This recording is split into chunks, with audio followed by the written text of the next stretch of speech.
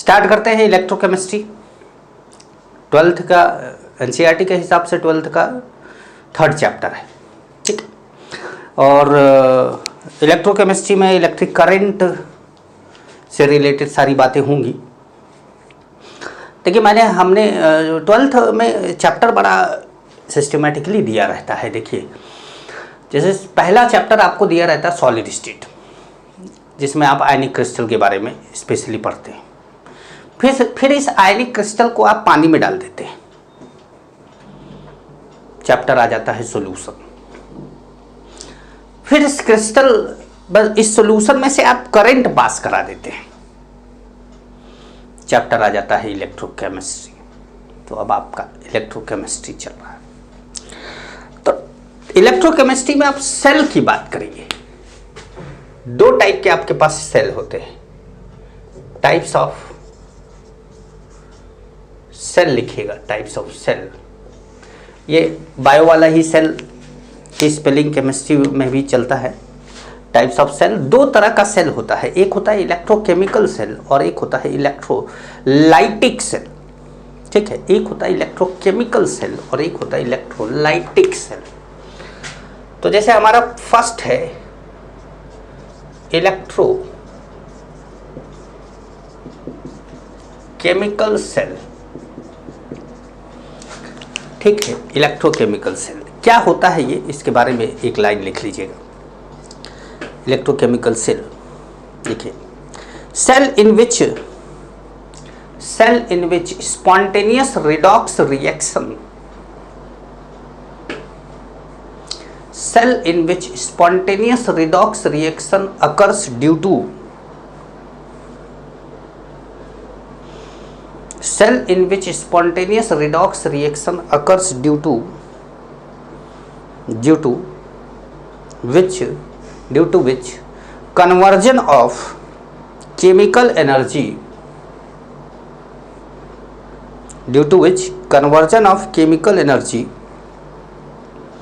into electrical energy takes place।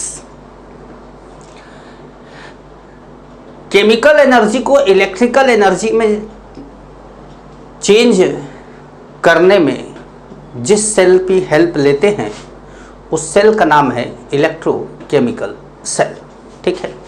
अच्छा, second होता है इलेक्ट्रोलाइटिक सेल। ये क्या है, उल्टा होगा। केमिकल एनर्जी को इलेक्ट्रिकल एनर्जी में वहां चेंज करते थे, यहां इलेक्ट्रिकल एनर्जी को केमिकल एनर्जी में चेंज करेंगे।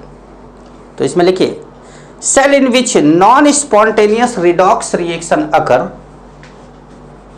Cell in which non spontaneous redox reaction occur. ये स्पॉन्टेनियस एंड नॉन स्पॉन्टेनियस की मीनिंग क्या है? जो चीज नेचर में अपने आप हो रही है वो स्पॉन्टेनियस है, और जो चीज नेचर में अपने आप नहीं हो रही है वो नॉन स्पॉन्टेनियस। जैसे HCl और NaOH को मिलाया जाए तो NaCl अपने आप बनता है, ये प्रोसेस स्पॉन्टेनियस है। NaCl एंड वाटर बनता है। लेकिन अगर आप NaCl और वाटर से वापस HCl और NaOH बनाना चाहें तो ये प्रोसेस नेचर में अपने आप नहीं होती, इसके लिए आपको बाहर से एनर्जी देनी पड़ेगी। ये प्रोसेस हो गया non spontaneous.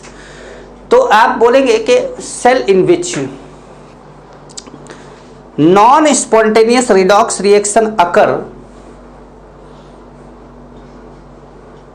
Bye supplying electricity that is electrical energy converted into chemical energy, that is electrical energy converted into chemical energy.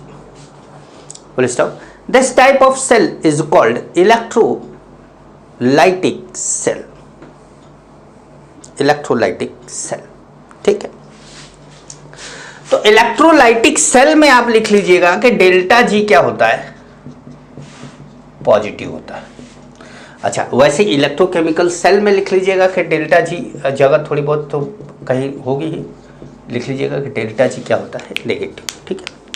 अब आप पहली हेडिंग डाल लीजिए, हमारा जो मेन पूरा चैप्टर चलेगा वो किस पे चलेगा, इलेक्ट्रोकेमिकल सेल पे। तो हम इसी की बात करेंगे। तो आप हेडिंग डालेंगे इलेक्ट्रोकेमिकल सेल।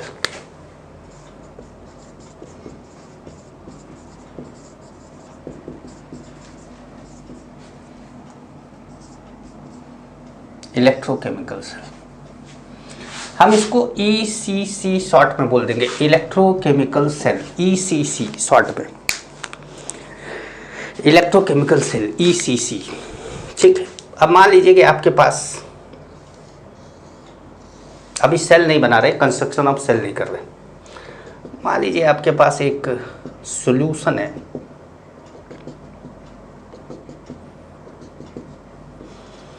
जिसमें CuSO4 एक्वस डाला गया है।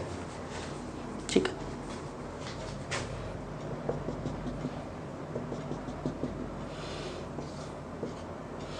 यहां टेम्परेचर T1 है। ठीक है। इस सेल के अंदर एक रॉड डाल दी गई है, ये रॉड है जिंक की, ये रॉड है किसकी, जिंक। ठीक।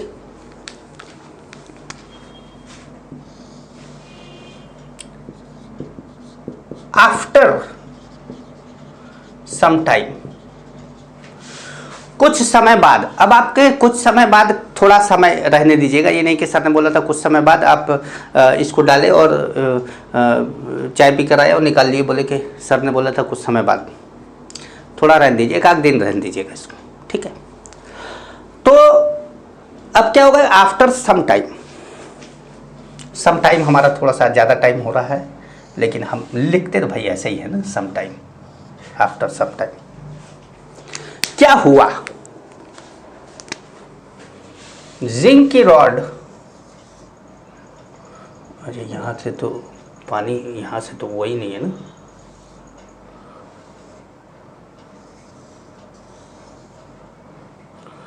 थोड़ा और टेढ़ा मेढ़ा कर देते हैं इसको।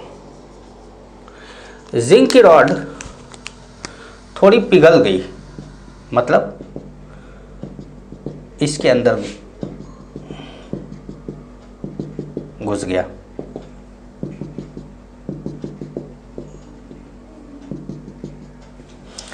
और इसके अंदर क्या हुआ कि कुछ अमाउंट में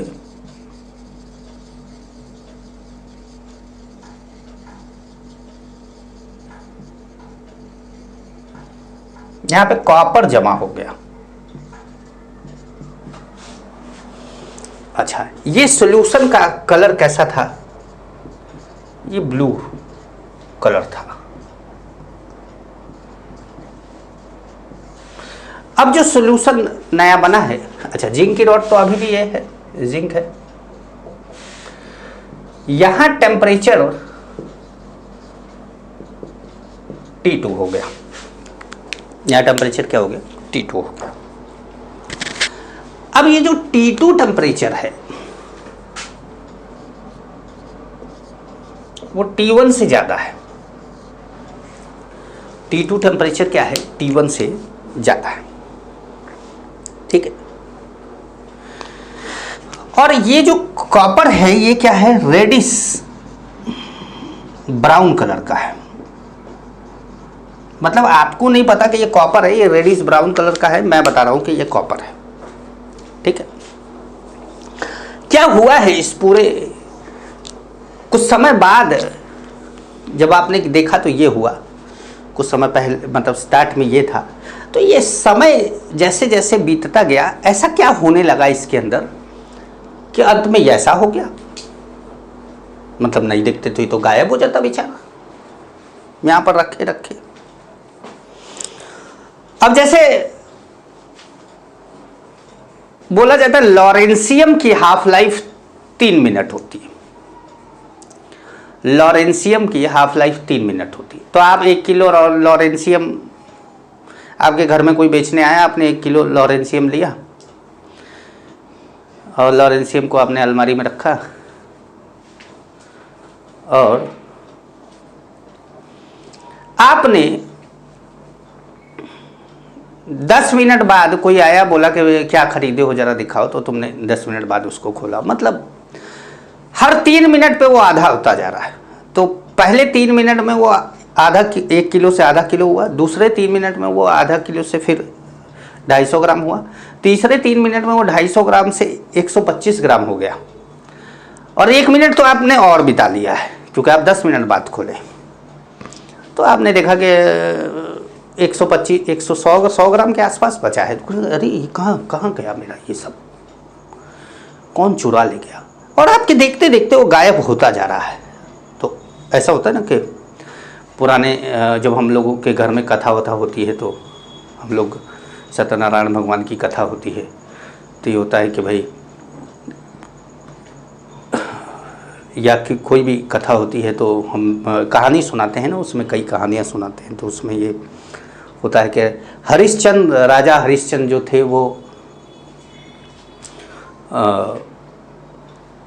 जब मतलब कहीं पर जब उन्होंने अपनी सारी चीज़ें दान कर दी थी, तो वो एक जगह पे नौकर बन के रह रहे थे क्योंकि उनके पास तो कुछ था नहीं, तो उन्होंने सारी चीज़ें अपने विश्वामित्र को दान कर दी थी। तो दान करने के बाद जब वो एक जगह पे रह रहे थे, कहीं नौकरी कर रहे थे, नौकर बने हुए थे राजा के यहाँ पे, तो उनके क्या हुआ कि उन्होंने एक खूंटी थी, एक कील लगी रही होगी दीवार पे, जिस पे उन्होंने राजा ने अपना हार टांग दिया, और हार को राजा हरिश्चंद्र देख रहे हैं, तो देखते देखते वो खूंटी उस हार को निकल गई, मतलब गायब हो गया, इनके ऊपर चोरी का इल्जाम लग गया। तो अब लॉरेंशियम में तो कुछ ऐसा ही लग रहा होगा ना कि आपको कि कुछ चुरा ले गया, यहाँ पे भी तो कुछ ऐसा ही लग रहा है आपको कि ये गायब कैसे हो गया यार, ये क्या हुआ इसमें। तो अब राजा हरिश्चंद्र के साथ क्या हुआ था ये तो प्रभु की लीला है, वो वही बता सकते हैं। हम यहां क्या हुआ है, लॉरेंशियम वाले के साथ क्या हुआ है, ये भी जो है लीला तो प्रभु की है क्योंकि नेचुरल चीज है, पर हम आपको बताएंगे रेडियो एक्टिविटी में। यहां क्या हुआ है ये तो अभी बताना है ना मुझे, ये तो मैं अभी बताऊंगा आपको। तो यहां क्या हुआ है तो आप लिखिएगा, when zinc rod is placed in aqueous solution of CuSO4,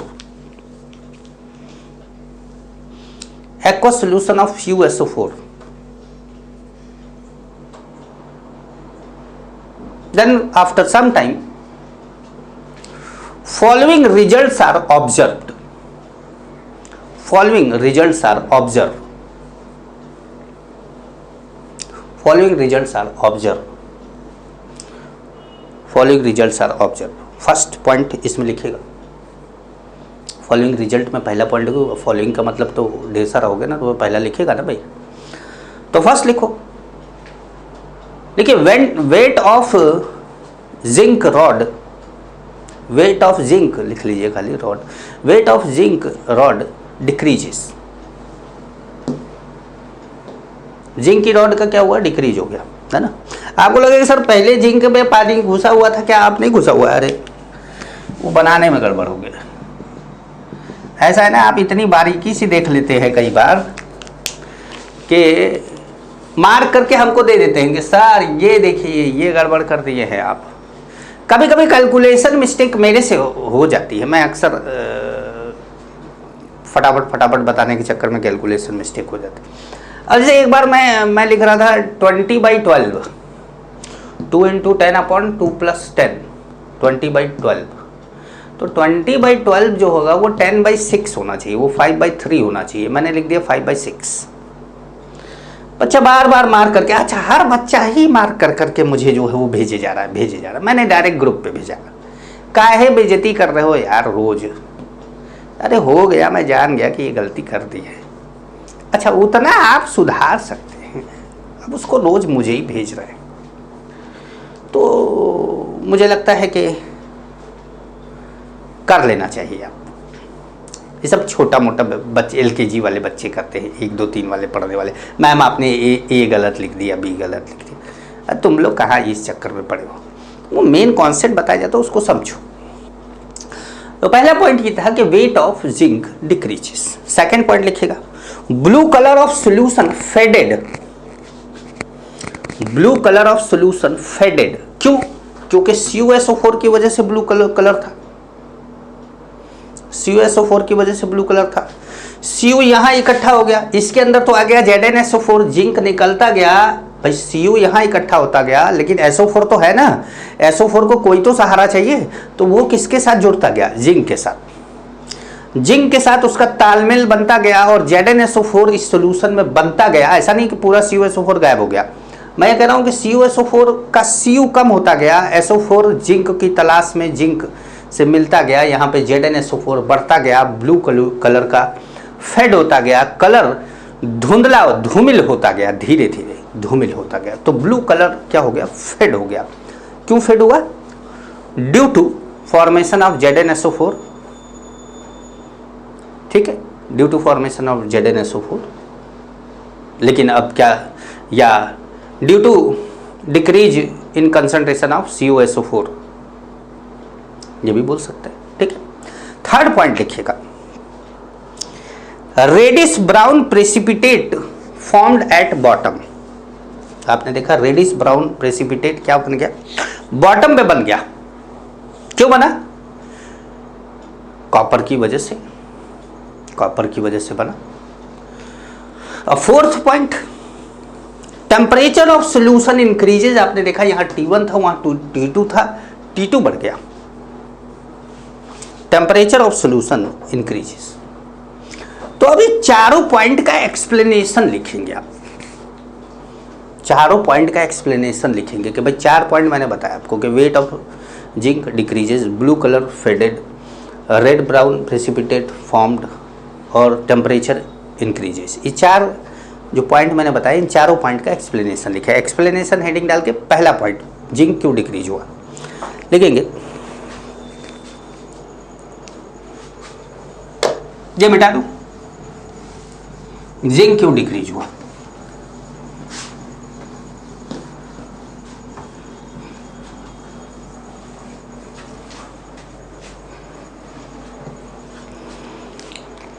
explanation 1, explanation यहां लिखेंगे नंबर 1। जिंक सॉलिड क्या हुआ ना कि जिंक चेंज हो गया Zn2++2 इलेक्ट्रॉन में। जिंक चेंज हो गया किसमें? Zn। ठीक है, प्रोसेस कौन सी हुई? ऑक्सीडेशन। अच्छा, ये Zn2+ कहां गया? मूव इन सॉल्यूशन, सॉल्यूशन के अंदर चला गया, रॉड से सॉल्यूशन के अंदर गया, तो जिंक का रॉड में से तो कम हो गया ना, तो जिंक कम हुआ। ठीक है, ये पहले का। दूसरा क्या था कि blue colour of solution faded. तो ब्लू कलर क्यों फेड हो रहा है? क्योंकि CuSO4 के पास Cu2+ था।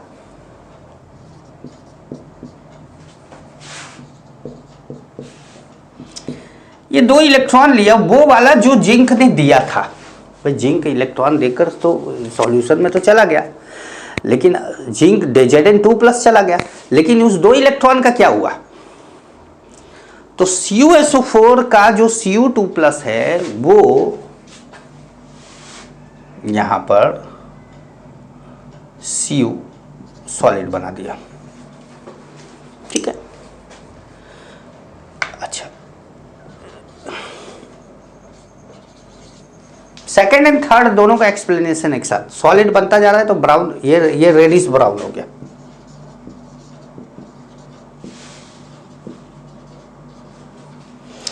अच्छा, अब Zn2+ क्या कर रहा है? SO4 2- के साथ ZnSO4 बनाता जा रहा है। ZnSO4 एक्वस बनता जा रहा है यहां पर। ठीक है, सेकेंड थर्ड का एक्सप्लेनेशन। चौथा है टेम्परेचर ऑफ सॉल्यूशन इंक्रीजेस। ठीक है, तो फोर्थ वाले में लिखेंगे due to redox reaction, due to spontaneous redox reaction heat releases, या आप लिख सकते हैं heat release because of redox reaction. मैं फोर्थ पॉइंट लिखता हूं, heat release because of redox reaction, heat release because of redox reaction.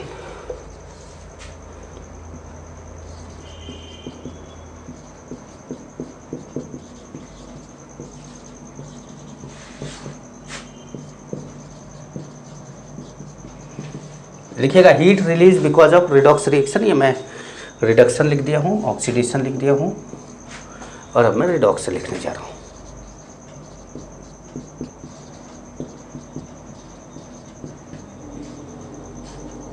ठीक है भाई,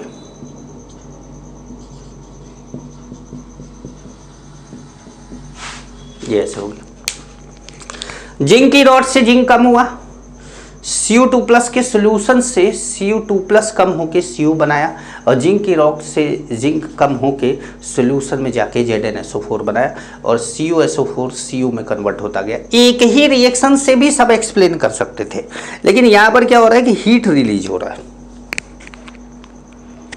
ठीक है, प्लस x किलो जूल, मान लीजिए कि ये लिख दिया, प्लस x किलो जूल। तो अब बात करते हैं कंस्ट्रक्शन ऑफ इलेक्ट्रोकेमिकल सेल की। इलेक्ट्रोकेमिकल सेल को गैल्वेनिक सेल या वोल्टाइक सेल भी बोला जाता है। ठीक है, तो आप लिखेंगे, हेडिंग डालेंगे कंस्ट्रक्शन ऑफ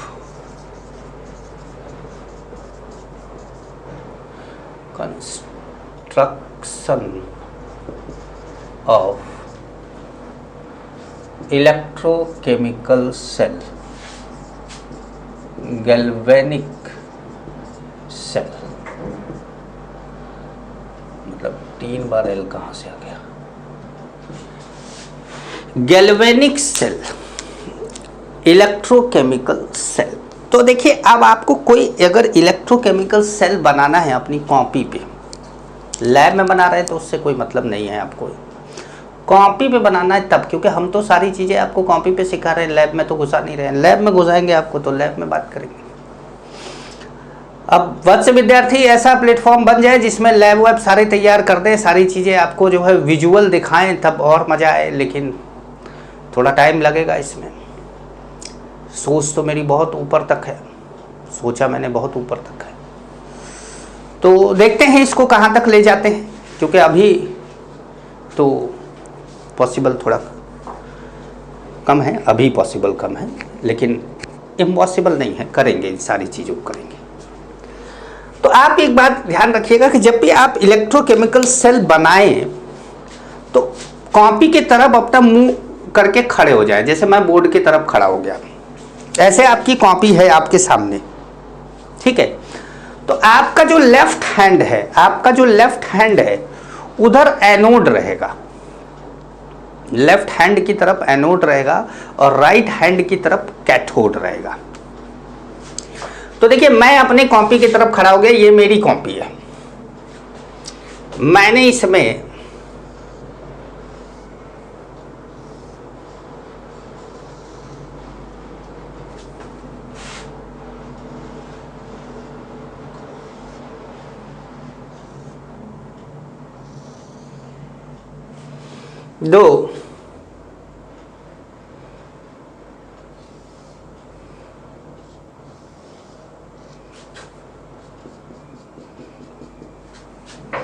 दो रॉड डाल दी।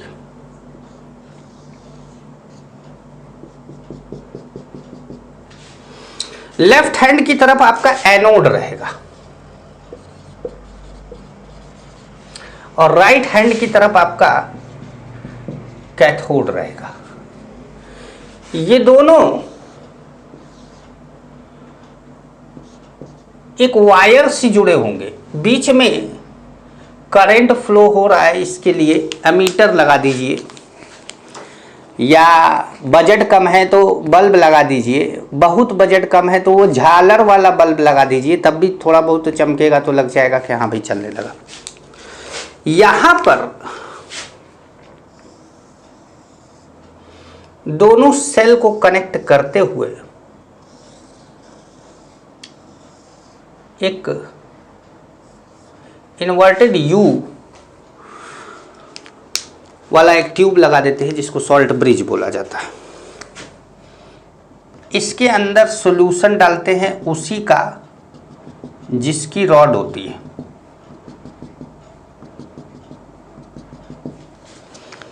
और इसके अंदर भी सॉल्यूशन उसी का डालते हैं जिसकी रॉड होती है।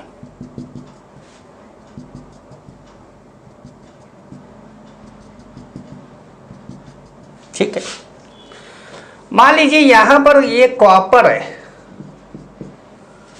और ये क्या है, ये हमारा जिंक है।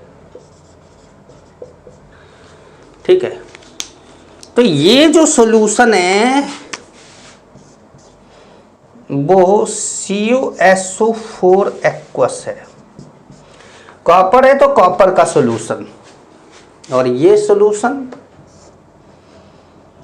जिंक है तो ZnSO4 का सॉल्यूशन।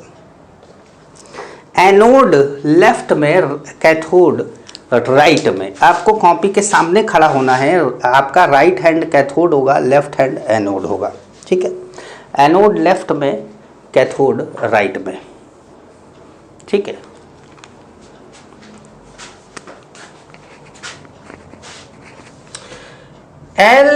LOAN क्या लिखा है, पढ़ सकते हो?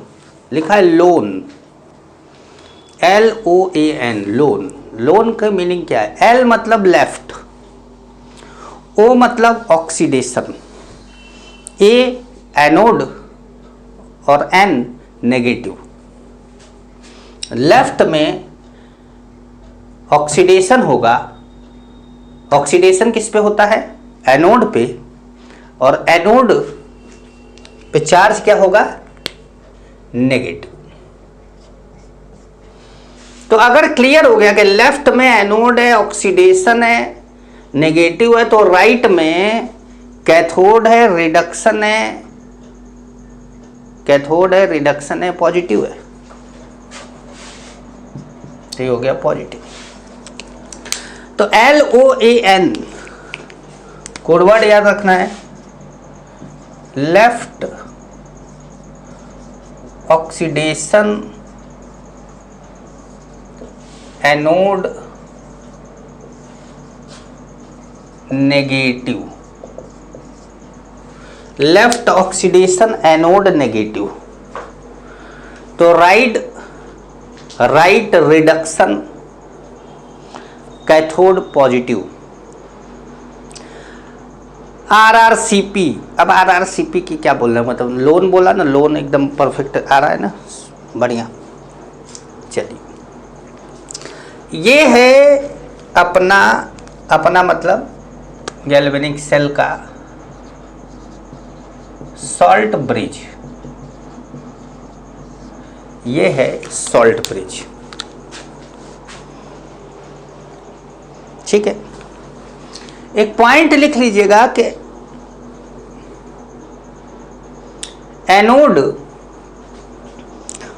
Always take at left side and cathode is always at right side. Anode को हमेशा रखना है लेफ्ट साइड में और कैथोड को हमेशा रखना है राइट साइड में। सीखिए, बहुत ही इंटरेस्टिंग चैप्टर है। सीखिए, पूरा सीखिए, समझिए इसको। समझेंगे जितना उतना मजा आएगा। अब बात आती है कि ये सॉल्ट ब्रिज क्या होता है। तो आप हेडिंग डालेंगे सॉल्ट ब्रिज, हेडिंग डाल लेंगे आप सॉल्ट ब्रिज। सॉल्ट ब्रिज इसमें लिखिए, it is an inverted you, उल्टा यू। देखो यू तो ऐसे लिखा जाता है, ये उल्टा you. It is an inverted you shaped tube, glass tube, inverted U-shaped glass tube which contain an inert electrolyte,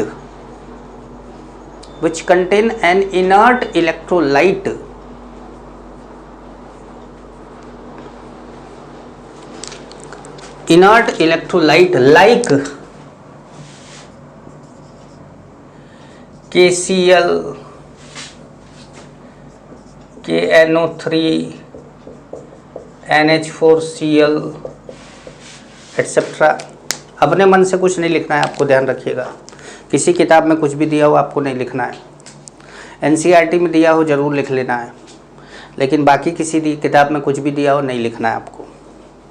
like KCl, KNO3, NH4Cl etcetera इन अगर AGAR, अगार भी बोलते हैं ना कुछ लोग, इन अगार powder,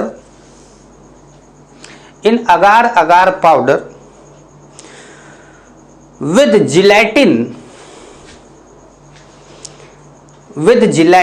in semi liquid state, so that ion can easily move,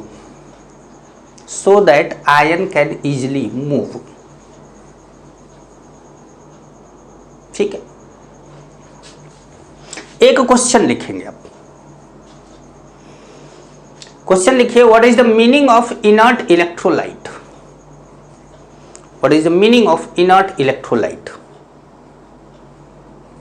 question लिखिएगा, what is the meaning of inert electrolyte. आपके मन में भी तो ये बात आ रही है, आपके मन में भी तो ये क्वेश्चन आ रहा है कि ये इनर्ट इलेक्ट्रोलाइट का मतलब क्या है। तो वही तो बता रहे हैं आपको। आपने जो पूछा, मन की आवाज़ आपकी मेरे पास आती है, इस कैमरे में से निकल के आती है, तो चिंता मत करिए। आपके मन की आवाज़, वो रजत शर्मा जी नहीं कहते हैं, आपकी बात आपके साथ, वैसे ही आपके मन की आवाज़ आपके साथ। तो what is the meaning of inert electrolyte? तो इसका सॉल्यूशन या एक्सप्लेनेशन लिखिएगा।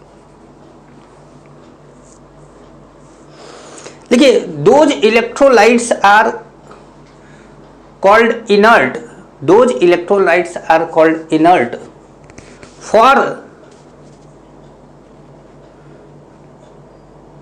electrochemical cell. Those electrolytes are called inert for electrochemical cell which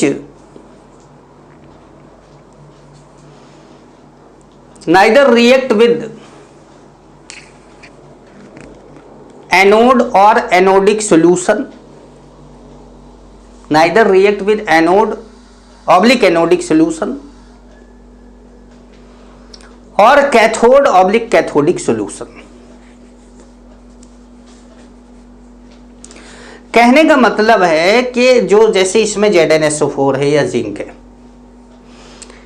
इससे रिएक्ट करने वाला नहीं होना चाहिए, या Cu या CuSO4 है, इससे रिएक्ट करने वाला वो नहीं होना चाहिए। ऐसा इलेक्ट्रोलाइट हो जो इनमें से किसी से रिएक्ट ना करता हो, वो इनर्ट है। ये नहीं कि इनर्ट गैस इनर्ट है। यहां के लिए इनर्ट वो है जो इनसे रिएक्ट नहीं करता है। बाकी दुनिया में किसी से रिएक्ट करता हो, मुझे क्या लेना देना। बाकी दुनिया में किसी से रिएक्ट करता हो, मुझे क्या लेना देना। लेकिन यहां के लिए ये परफेक्ट है, यहां इनसे रिएक्ट ये नहीं करता। ठीक है। अब हेडिंग डालिएगा फंक्शन ऑफ सॉल्ट ब्रिज, कि सॉल्ट ब्रिज का काम क्या है, लगाया क्यों गया है। तो लिखिएगा, पहला, it complete the circuit, electrical circuit लिख सकते, it complete the electrical circuit by maintaining the flow of electron, bye maintaining the flow of electron. देखिए समझाते हैं, ध्यान से सुनिएगा। Bye maintaining the flow of electron meaning क्या है यहाँ पर। देखिए यहां से जिंक क्या हुआ, यहां से जिंक निकला Zn2+ के फॉर्म में, यहां से निकला, आपने देखा था कि जिंक Zn2+ के फॉर्म में जब निकलता है तो यहां से 2 इलेक्ट्रॉन इस तरफ चलता है, ये हिलता डुलता है, लेकिन हिलने डुलने से इसके कोई फर्क नहीं पड़ता, इलेक्ट्रॉन यहां पहुंच जाता है। जब यहां इलेक्ट्रॉन पहुंच जाता है तो इस सॉल्यूशन के अंदर Cu2+ है, जो इस 2 इलेक्ट्रॉन को लेकर इसके ऊपर, इस रॉड के ऊपर चिपक जाता है, इस रॉड के ऊपर चिपक जाता है जाके, कॉपर है इसलिए कॉपर पे चिपक जाता है, जिंक होता तो यहीं पर रेडिश ब्राउन कलर का प्रेसिपिटेट बना, तो कॉपर है, कॉपर के ऊपर चिपक जाता है। मतलब धीरे धीरे ये रॉड पतली होती जाती है और धीरे धीरे ये रॉड मोटी होती जाती है, वो अलग चीज है। लेकिन पहले सुनिए तो ध्यान से। अब एक जिंक, एक मॉलिक्यूल, पहला जिंक का एटम निकला, 2 इलेक्ट्रॉन यहां पहुंचा, कॉपर को लेकर यहां चिपका दिया, लेकिन कॉपर के चिपकने से SO4 2- यहां पर नेगेटिव एक्स्ट्रा हो गया, भाई Cu चला गया लेकिन SO4 तो बचा, और यहां Zn2+ आया तो पहले तो Zn2+ और SO4- बराबर थे क्योंकि केवल ZnSO4 था, एक्स्ट्रा जिंक आने से SO4 की यहां कमी, मतलब एक्स्ट्रा पॉजिटिव आने से यहां नेगेटिव चार्ज की कमी, और यहां से पॉजिटिव जाने से यहां नेगेटिव चार्ज ज्यादा, यहां नेगेटिव चार्ज ज्यादा और यहां नेगेटिव चार्ज कम। अब यहां एक्स्ट्रा पॉजिटिव आने के कारण अगला Zn2+ यहां जाकर इधर 2 इलेक्ट्रॉन नहीं भेज पाएगा, क्योंकि ये जो है ये पॉजिटिव, ये इस इलेक्ट्रॉन को आगे जाने ही नहीं देगा, खुद ही अट्रैक्ट करेगा कि भाई मेरे पास ही रुक जाओ, मैं इलेक्ट्रॉन की जरूरत तो मुझे ही पड़ी हुई है, नीचे देख रहा हूं कोई है ही नहीं। अच्छा, सर्किट रुक गया, यहां पहुंचा नहीं। मान लो चलो अच्छा एक इलेक्ट्रॉन को जबरदस्ती पहुंचा देते कि एक निकला हुआ था Zn2+, दूसर को Zn2+ को निकाल के 2 इलेक्ट्रॉन को यहां पहुंचा दे।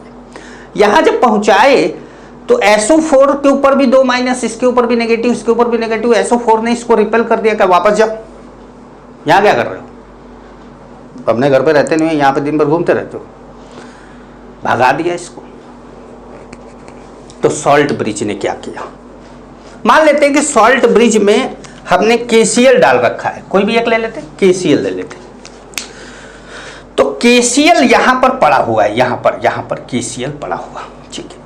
जैसे ही Zn2+ यहां आता है तुरंत यहां से Cl- यहां आकर Zn2+ के साथ मिलकर ZnCl2 या जो भी कंपाउंड, जो भी एनायन है वो बनाकर इसको न्यूट्रलाइज कर देता है, मतलब पॉजिटिव नेगेटिव बराबर कर देता है। तो यहां से Cl आया, तो जब यहां से 2 Cl आया Zn2+ के साथ रिएक्ट करने के लिए, तो 2K भी तो बचा, तो वो 2K+ इधर आया SO4 से रिएक्ट करने के लिए, K2SO4, तो इधर SO4 को न्यूट्रलाइज किया, इधर Zn2+ को न्यूट्रलाइज किया, अब फिर दोनों तरफ न्यूट्रल, पॉजिटिव नेगेटिव। अब अगला इलेक्ट्रॉन फिर गया, फिर ये सॉल्ट ब्रिज मेंटेन किया, फिर गया, फिर ये सॉल्ट ब्रिज मेंटेन किया। तो इस तरीके से सॉल्ट ब्रिज क्या करता है, इलेक्ट्रिकल न्यूट्रलिटी मेंटेन करता है। Salt bridge electrical neutrality maintain करता है, समझ गए? चलिए ये क्लियर हुआ। दूसरा पॉइंट लिखिएगा। अच्छा, पहला पॉइंट आपने लिखा है, it complete the circuit by maintaining the flow of electron. Second point लिखिएगा, it maintain the electrical neutrality in both solution. 2 solution है, it maintain electrical neutrality in both solution, दोनों सोल्यूशन में इलेक्ट्रिकल न्यूट्रलिटी मेंटेन करता है, ठीक है। Third point लिखेगा, salt bridge minimise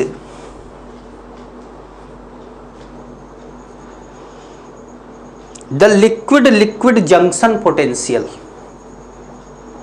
salt bridge minimize the liquid junction potential. Liquid junction potential meaning क्या है? मीनिंग क्या है? जैसे आप बोलो कि सर मान लीजिए ऐसा कर दे, ये सॉल्ट ब्रिज हटा दे, ये दोनों सॉल्यूशन को एक में डाल दे, इस दोनों सोल्यूशन को एक ही बीकर में रख लेते हैं ना, दिक्कत क्या है? मतलब आपने कहा कि हाँ सर ये ऐसे कर देते हैं, ऐसे क्या सर सॉल्ट ब्रिज को हटा दो, मेंटेन करने की कुछ ज़रूरत ही नहीं रहेगी, इतना पैसा खर्च कर रहे हैं सॉल्ट ब्रिज में, इनको मेंटेन करने, इनको खाने पीने का खर्चा दे रहे हैं, ज़रूरत क्या है? एक सोल्यूशन लीजिए पूरा, इधर डालिए एक रॉड,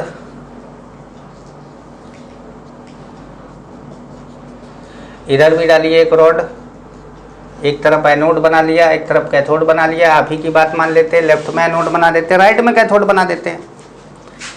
इधर जो है वो ऐसे बना देते हैं, ठीक है। इधर से आपका Zn2+ आया, इधर Cu2+ चिपक गया जाके। तो यहां पर क्या होता है, यहां पर हर जगह पर Zn2+ इकट्ठा होने लगता है।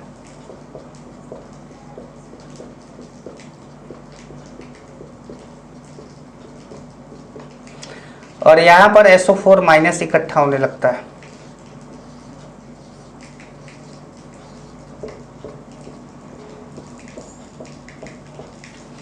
यहां पर SO4- इकट्ठा होने लगता है, ठीक है। और इसी को बोलते हैं जंक्शन। जंक्शन का मतलब होता है दो चीजें एक जगह पे जहां मिलती हैं उसको जंक्शन बोला जाता है, जंक्शन पोटेंशियल, इसी को बोलते हैं जंक्शन पोटेंशियल।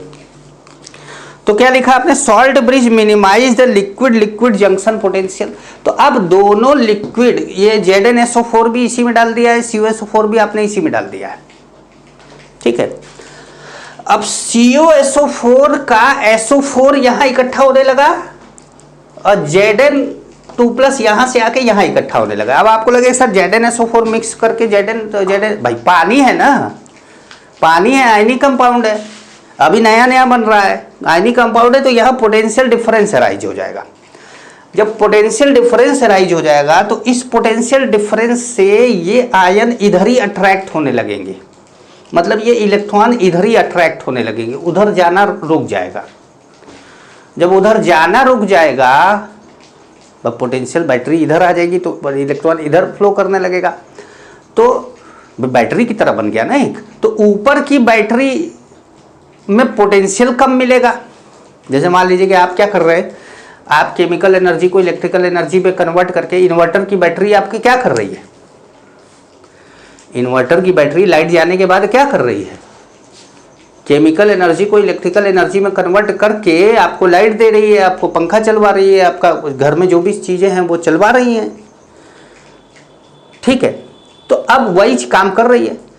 अब लेकिन अगर उसके अपोजिट कोई पोटेंशियल डेवलप हो जाए, जैसे यहां पर क्या है, नेगेटिव है और यहाँ पर क्या है, पॉजिटिव। जैसे यहाँ नेगेटिव है, यहाँ पॉजिटिव है, और आपने यहाँ पॉजिटिव कर दिया या नेगेटिव कर दिया, ये नेगेटिव, ये पॉजिटिव, ये पॉजिटिव, ये नेगेटिव, ये आपस में ही मस्त हो जाएंगे, इलेक्ट्रॉन फ्लो ही नहीं होने देंगे। यही कारण है कि सॉल्ट ब्रिज की जरूरत पड़ती है। तो ये जो हमारे पास जो घिसा पिटा रटा रटाया ऑप्शन आता है सॉल्ट ब्रिज का, वो है कि to maintain the electrical neutrality. लेकिन मैंने जो तीन चीजें आपको बताई, इन तीनों चीजों में से कोई भी और नया ऑप्शन आया, मतलब इलेक्ट्रिकल न्यूट्रलिटी छोड़कर ये आ गया कि मिनिमाइज लिक्विड जंक्शन पोटेंशियल, तो ये कोई कर नहीं पाएगा। तो ये सबको आपको करना है, तो ये आपको याद करना पड़ेगा, ठीक है। अब सॉल्ट ब्रिज तो आपने ले लिया, लेकिन कौन सा इलेक्ट्रोलाइट लिया जाए सॉल्ट ब्रिज में? मैंने आपको थोड़ी देर पहले बोला ना कि सॉल्ट ब्रिज में इनर्ट इलेक्ट्रोलाइट की मीनिंग क्या है, ये मैंने आपको समझाया, ठीक है। अब उसी को एक्सप्लेन करने जा रहे हैं। तो हेडिंग डालिएगा, कंडीशन ऑन द इलेक्ट्रोलाइट, जिसको हम इनर्ट बोल रहे हैं, condition on the electrolyte which used in salt bridge. Condition on electrolyte which used in salt bridge. Salt bridge में जो इलेक्ट्रोलाइट यूज हो रहे हैं उस पर क्या टीएनसी अप्लाई होता है? टीएनसी बोल देते ना। लास्ट मैंने रेडियो पे ऐड देखा पहले, mutual fund is the subject to market risk term and condition apply, नीचे करके ऐसे लिख, टर्म एंड कंडीशन अप्लाई पूरा बोलते थे, थोड़ा जल्दी जल्दी बोलते थे, टर्म एंड कंडीशन अप्लाई इतना तेज बोलते थे कि सुनाइए नहीं देता था। अब उसको बोलना छोड़ दिए हैं, अब बोलते हैं टीएनसी, टीएनसी अप्लाइड। लो अब जो टर्म एंड कंडीशन अप्लाइड पहले से सुना हो उसको तो टीएनसी समझ में आ रहा है, और जो नहीं सुना उसको टीएनसी क्या समझ में आ रहा है। तो चलिए, तो पहला पॉइंट क्या है इसका कि जो सॉल्ट ब्रिज में इलेक्ट्रोलाइट लिए जा रहे हैं उनका क्या है? पहला कंडीशन, आयनिक मोबिलिटी लिखेगा, आयनिक मोबिलिटी, MOBILIT। मैंने आयनिक मोबिलिटी कहीं पढ़ाया है शायद आप लोग को, कौन चैप्टर में पढ़ा? हाइड्रेशन एनर्जी वाले में। हाँ, तो ionic mobility of cation and anion should be same. Ionic mobility of cation and anion should be same, मतलब मीनिंग क्या है? जैसे इधर जिंक बढ़ा, इधर SO4 बढ़ा, तो एक साथ इधर Cl आए और इधर Ka पहुँचे, एक साथ ही पहुँचे। ये नहीं कि Cl पहुँच गया कि बिचवे में अटका हुआ है कि पहुँच रहे हैं भैया, पहुँच रहे हैं, थोड़ा मोटे हैं, थोड़ा स्लो हैं, तो स्लो मोटा ये सब वाला काम नहीं चलेगा। कैटायन ऐसा ही सॉल्ट लेना है जिसमें कैटायन और एनायन की आयनिक मोबिलिटी सेम हो, जिस स्पीड से ये पहुंच रहा हो उसी स्पीड से वो पहुंच रहा हो, should be same, so that both half cell solution, so that both half cell solution, भाई इधर वाला भी हाफ सेल हो गया एनोड हाफ सेल, इधर वाला कैथोड हाफ सेल हो गया, so that both half cell solution neutralize simultaneously, both half cell solution neutralize simultaneously. ठीक है, तो ये आयनिक मोबिलिटी क्या होता है एक डेफिनेशन के फॉर्म में लिख लीजिएगा। आयनिक मोबिलिटी लिखिएगा, आयनिक मोबिलिटी हेडिंग डालिए, डेफिनेशन के फॉर्म में लिख लीजिए। लिखिए distance travelled by an ion, distance travelled by an ion in per unit time under the influence of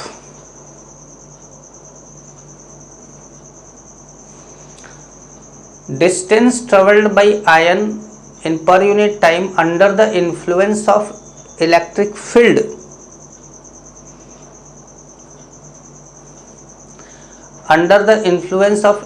field generated by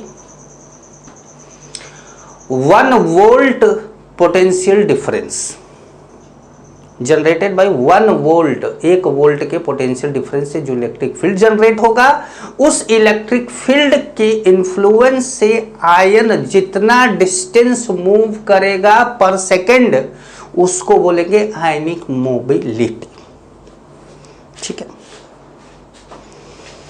next point, among the cation H plus has highest ionic mobility. कैटायनों में सबसे ज्यादा आयनिक mobility H plus की होती और anion में OH minus की होती। And among the anion highest ionic mobility is of OH minus ion. ठीक है, पहली कंडीशन थी कि ऐसा इलेक्ट्रोलाइट लेना है जिसमें कैटायन एनायन की आयनिक मोबिलिटी बराबर हो। सेकंड लिखिएगा, ions of electrolyte of salt bridge, ions of electrolyte of salt bridge should not react with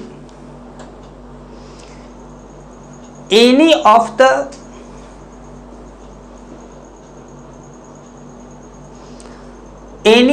half cell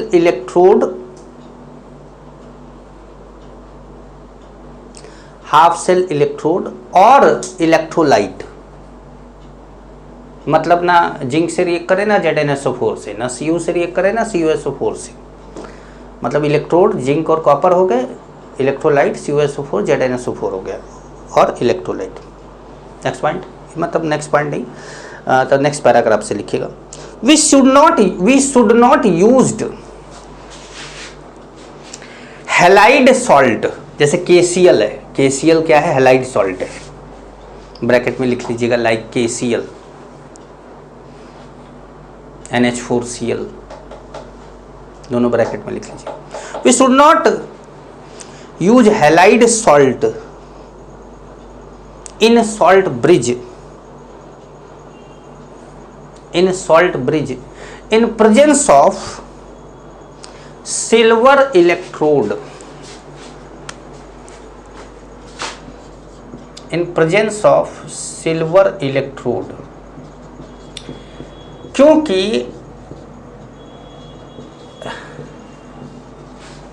halide ion जैसे KCl से Cl माइनस मिल रहा है, NH4Cl से Cl माइनस मिल रहा है, तो ये जो Cl माइनस है ये Ag प्लस से रिएक्ट करके AgCl का, AgBr का, Agi का, जिसका भी जो भी हैलाइड आयन होगा उसका क्या करेगा, प्रेसिपिटेट बना लेगा। अब जब प्रेसिपिटेट बना लेगा तो ये सॉल्यूशन में जाएगा ही नहीं, या उस रॉड पे चिपकेगा ही नहीं, या तो इस रॉड से निकलेगा नहीं, या तो उस रॉड जिधर भी हो, या एनोड कैथोड जिधर भी काम कर रहा हो, ये तो बाहर निकल गया सीधे। तो ऐसा कोई इलेक्ट्रोड नहीं लेना है जो रिएक्ट करता हो इलेक्ट्रोलाइट से। समझ पा रहे हैं कि नहीं मेरी बात? तो जैसे आपको ये एग्जांपल दिया है कि सिल्वर इलेक्ट्रोड के साथ आपको कभी भी हैलाइड आयन वाले सॉल्ट नहीं लेने। समझ गए? ध्यान रखिएगा ये बात। तो आज का लेक्चर यहीं ख़त्म करते हैं, क्योंकि अब जो नया टॉपिक स्टार्ट होगा हमारा, अब हम इलेक्ट्रोड पोटेंशियल की बात करेंगे। तो इलेक्ट्रोड पोटेंशियल मैं अपनी नोट्स आप लोगों को दे दूंगा। इलेक्ट्रोड पोटेंशियल में मैंने दो तरीके से समझाया है भाई। एक तो आपको समझाऊंगा क्लास में, जैसे वो नोट्स आपको लिखना है। इलेक्ट्रोड पोटेंशियल मैंने जैसे आप लोगों को ऑस्मोटिक प्रेशर और सॉल्यूशन प्रेशर से नोट्स में मैंने लिखा है, वो मेरे समझने के लिए है, वो आप नहीं लिखेंगे, ना ही उस चीज को आप पढ़ेंगे। जो मैं लिखाऊंगा इलेक्ट्रोड पोटेंशियल के बारे में वो आप लिखेंगे, वही आप पढ़ेंगे। मतलब केवल उतना ही पोर्शन, बाकी आगे का आप पढ़ेंगे। ठीक है, तो चलिए अलविदा लेते हैं। नमस्कार।